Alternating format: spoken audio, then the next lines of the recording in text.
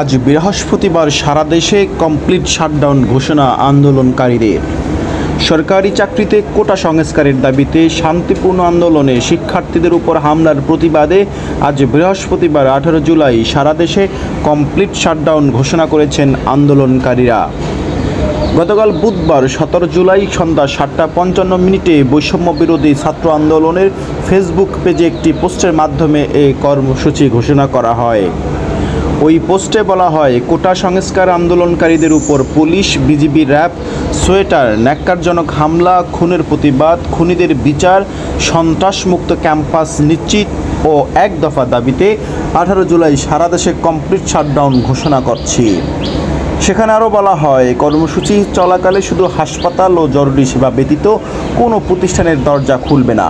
Ambulance ব্যতীত সড়কে কোনো গাড়ি চলবে না। সারা দেশের প্রতিটি স্কুল, কলেজ, বিশ্ববিদ্যালয়, প্রাইভেট বিশ্ববিদ্যালয়, মাদ্রাসা শিক্ষার্থীদের আহ্বান জানাচ্ছি, আগামীকালকের কর্মসূচি সফল করুন।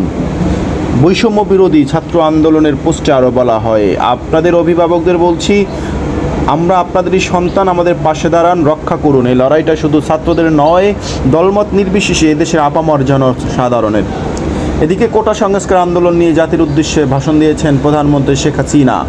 গতকাল বুধবার 17 জুলাই সন্ধ্যা 7:30টায় জাতির উদ্দেশ্যে ভাষণ দেন।